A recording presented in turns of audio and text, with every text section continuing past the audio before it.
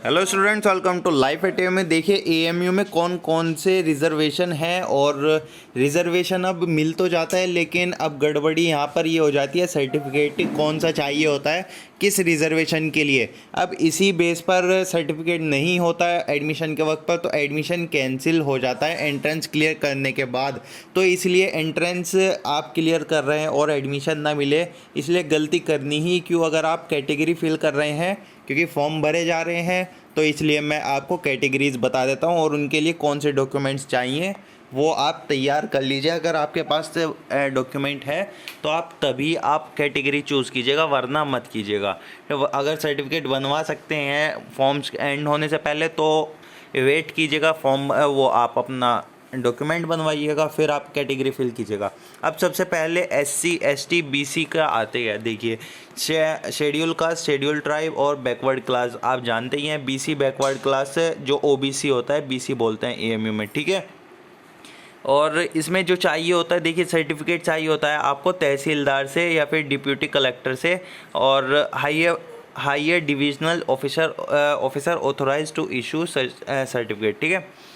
और इसके बाद जो आता है child of university employ, CE वाला होता है जो, इसमें देखिए जो एम्प्लॉय सर्टिफिकेट होना चाहिए आपका, मतलब अगर मम्मी या पापा आपके काम करते हैं एएमयू में तो तभी आपको ये कोटा मिलेगा।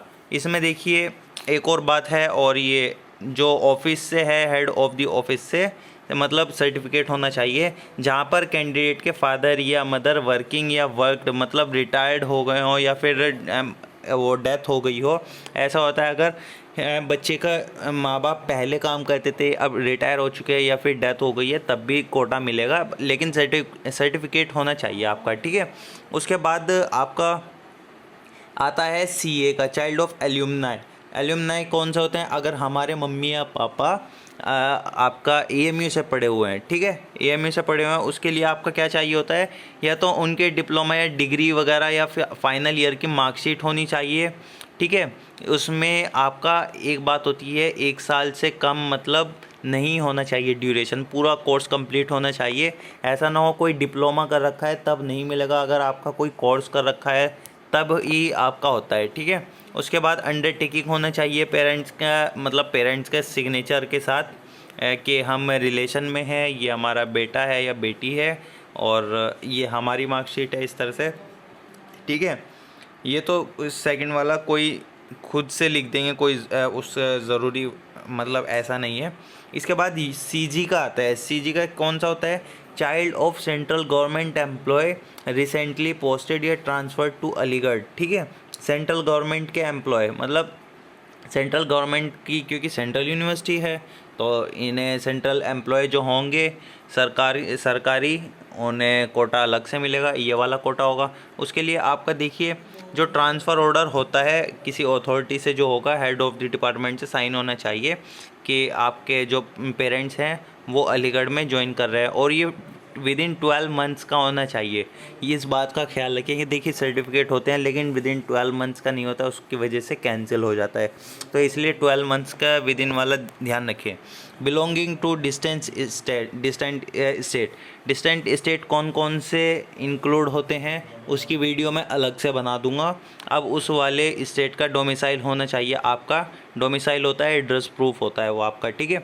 उसका फिर डिस्टेंस स्टेट में बता दूंगा अलग वीडियो में कौन कौन से स्टेट को कोटा मिलता है इसमें एएमयू में, ठीक है। फिर आता है फिज़िकली चैलेंज्ड। अब फिज़िकली चैलेंज्ड का आपका जो होता है मेडिकल प्रैक्टिशनर का होना चाहिए आपका सर्टिफिकेट, और ये जो मतलब डॉक्टर बनाएगा वो सिविल सर्जन से नीचे नहीं होना चाहिए, मतलब डॉक्टर, ठीक है। इसके बाद एनसीसी कैडेट का आता है। एनसी लिखा जाता है, इसे आप कंफ्यूज हो जाएं कभी, एनसीसी होता है, एनसी कौन सा है ये, ठीक है। एनसीसी के देखिए 3 सर्टिफिकेट होते हैं, ए बी सी, जो एनसीसी के होंगे वो जानते होंगे, अलग अलग रैंक के होते हैं ये। तो आपका कोई भी सर्टिफिकेट होगा यूजी के लिए, देखिए अगर यूनिवर्सिटी स्कूल्स के लिए चाहिए तो ए चलेगा, अगर आपको यूजी के लिए चाहिए तो बी चलेगा, अगर आपको पोस्ट ग्रेजुएशन के लिए चाहिए तो सी सर्टिफिकेट होना चाहिए, ठीक है। इसके बाद जो आता है आउटस्टैंडिंग स्पोर्ट्स पर्सन।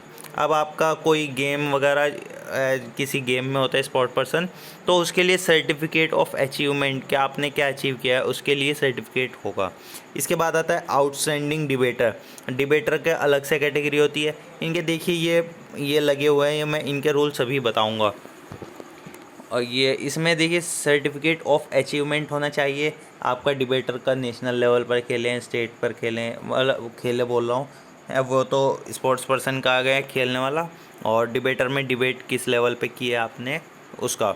फिर आता है सीएफ का, आर्म फोर्स, जिसके मतलब फादर या मदर जो भी हों उसमें डाइड हुए हों, ठीक है, डेथ हुई हो, उसके लिए आपका certificate higher authorities of arm force का सर्टिफिकेट चाहिए और अंडरटेकिंग चाहिए कैंडिडेट का, ठीक है। अब बात आती है, देखिए ये बिलोंगिंग टू डिस्टेंस सर्टिफिकेट पर ये लगा हुआ था स्टार का मैंने बताया, इसमें वो वही बताया कि कौन कौन से स्टेट आते हैं, वो अलग वीडियो में बताऊंगा, ये रिजर्वेशन के लिए है सिर्फ वीडियो। इसके बाद जो आता है फिज़िकली चैलेंज वाले पे लगा हुआ है, इसके लिए भी अलग से देखिए प्रोसीजर है इसका, फिज़िकली चैलेंज वाले का, वो भी अलग से मैं बता दूंगा। इस वीडियो में देखिए कंजस्टेड हो जाएगी एक ही वीडियो में सब चीज़ बताते हुए।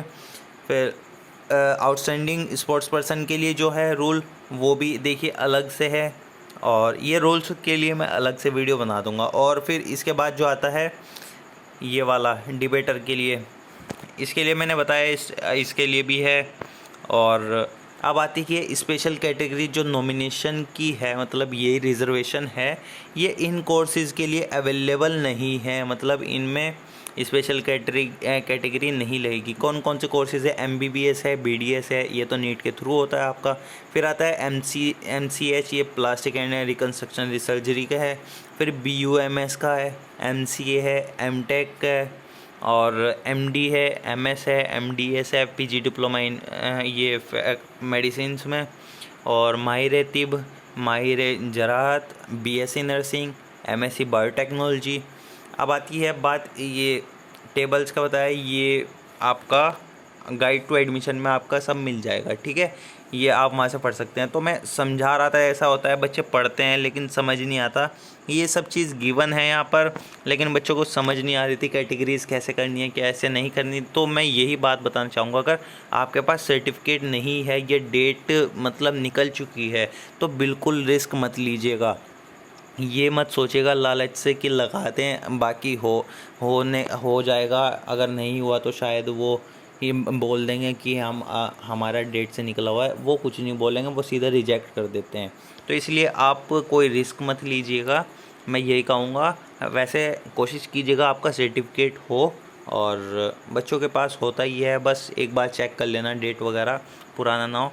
और बाकी बात ये है, बाकी की वीडियोस में बताऊंगा, और भी बहुत सारी ज़रूरी बातें होती हैं, तो इसलिए चैनल को सब्सक्राइब कर लीजिएगा। और कोई भी क्वेरी होगी तो इंस्टाग्राम पे मुझे फॉलो कर लीजिए, सैयद फजील के नाम से है, तो वहाँ पर मुझे फॉलो कर लेंगे, वहाँ पर कुछ बात होगी तो पूछ सकते हैं, और क्वेरी भी वैसे फॉलो कर लीजिए।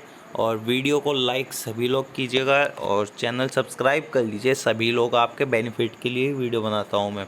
वीडियो देखने के लिए थैंक यू, और कमेंट करके बता दीजिएगा कोई बात हो तो।